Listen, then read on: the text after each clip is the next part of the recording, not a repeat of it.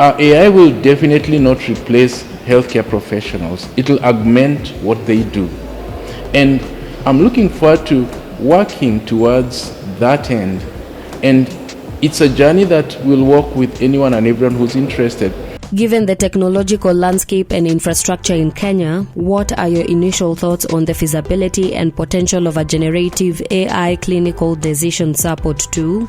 A number of places in Kenya have access to internet, electricity, so it's feasible to think about using such a technology. However, there are places that are, as it were, off-grid.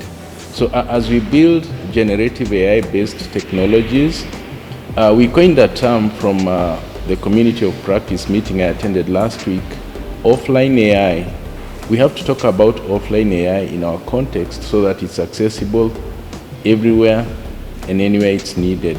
What are your specific concerns regarding the use of AI in healthcare in Kenya, such as data privacy in the local context, potential for bias based on available Kenyan data, and the risk of widening health inequities if access to the tool is uneven? That's a good question. And when you talk about, for example, data protection, there are specific laws around that. So any AI-based technology in healthcare needs to always adhere to those standards. Looking at bias, we all know that AI has been trained in a context different from ours. So that's why I'm spending a lot of time working with experts in healthcare to curate, contextualize, and align the generative AI to the Kenyan healthcare context so that it talks to our need. And also looking at the question around inequities, definitely we don't want to set up a technology that will not meet the needs of everyone. There are places that English is not their first language of communication. So once we fine-tune and align the AI to our context, the next step will be probably to build around Swahili, which is reasonably spoken in every part of Kenya. How can we ensure that the AI is culturally sensitive and takes into account local health beliefs and practices? It's very important to take into consideration local context, local beliefs, and how things are done in a specific context. And that's why myself and the collaborative team we are working on, we are spending a lot of time to contextualize and have aligned AI context of any model that is going to be applied. So we are working with different settings. We look at working with healthcare professionals at the Kenyatta National Hospital and the University of Nairobi Faculty of Health Sciences who are health experts, but they're also going to push that validation, contextualization, and improvement to also the local context. Think about a nurse working in a remote health facility. Their context is very different from a nurse working in a high-resource healthcare facility. We aim to also one day have the technology work for community health promoters. It needs to align to their context and be able to be user-friendly and practical for their use. What level of internet connectivity and digital literacy do the healthcare professionals who use generative AI have, and how might this impact the adoption of an AI tool?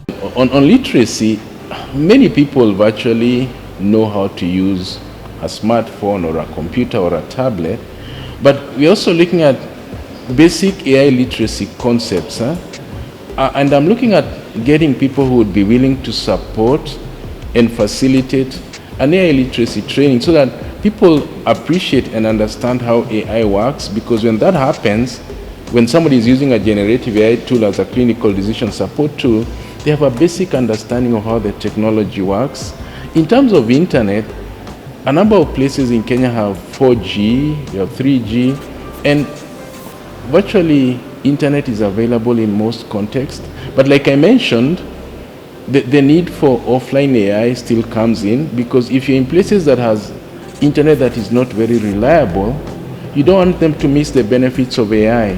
So having an offline device that can probably sync with the cloud when needed will also enable everyone and anyone access generative AI for healthcare. And what kind of local data, while respecting privacy, would be valuable to incorporate into the training of this AI to make it more relevant and accurate for the Kenyan population? We are looking at two ways. One is being able to document the patient's journey, and this can be derived from existing health records. There could be paper-based records or electronic medical records, but these have to meet the thresholds of data privacy. And that's why we are not just going out and starting to build these technologies. We are writing a research protocol that goes through ethical review and approval so that it meets the minimums of research ethics.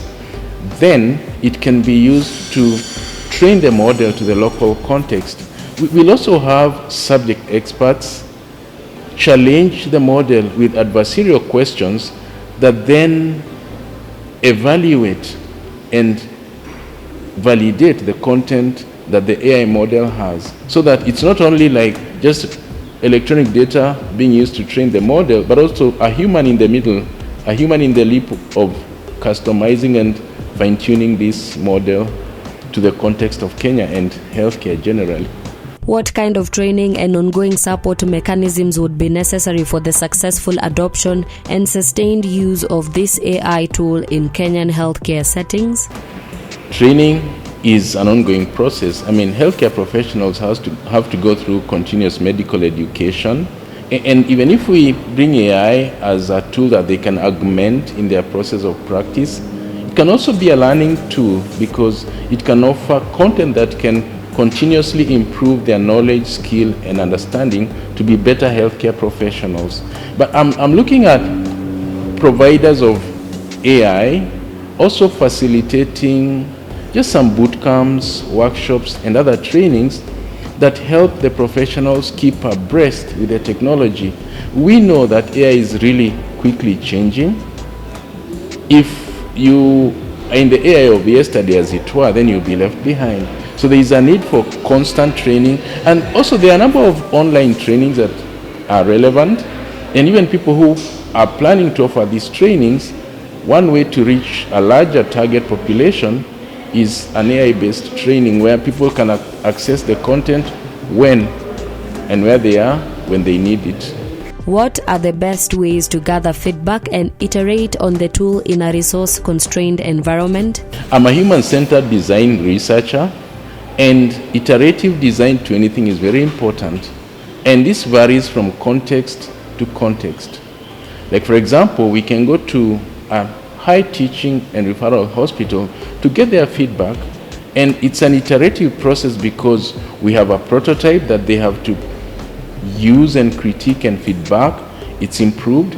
We'll go to probably a low-level facility that probably their settings and context are varied, and we have a number of usability and user testing phases or workshops so they're able to iteratively improve them or improve the product in the context of their need.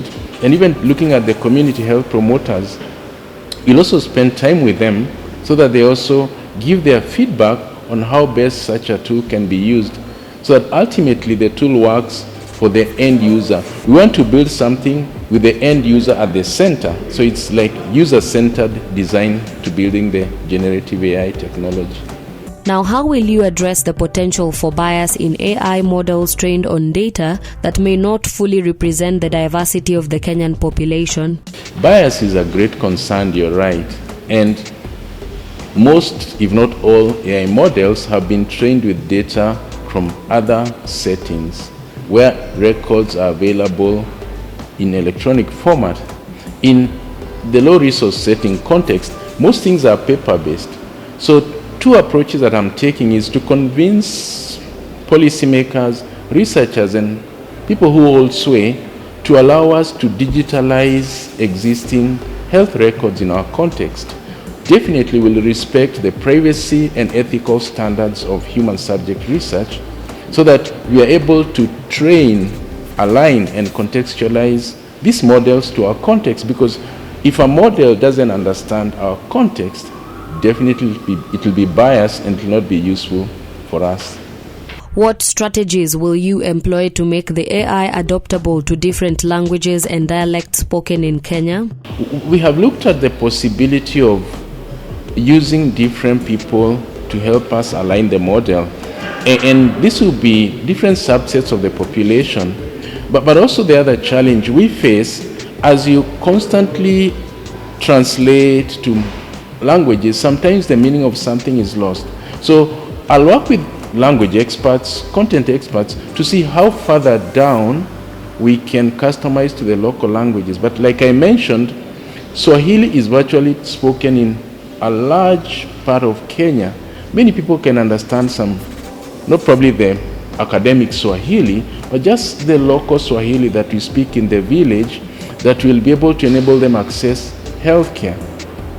And because Swahili is also spoken in a large part of Africa, the lessons learned here can be replicated in places that Swahili is a spoken language. Because ultimately our desire is to build a tool that improves quality of care in resource-limited settings like Kenya.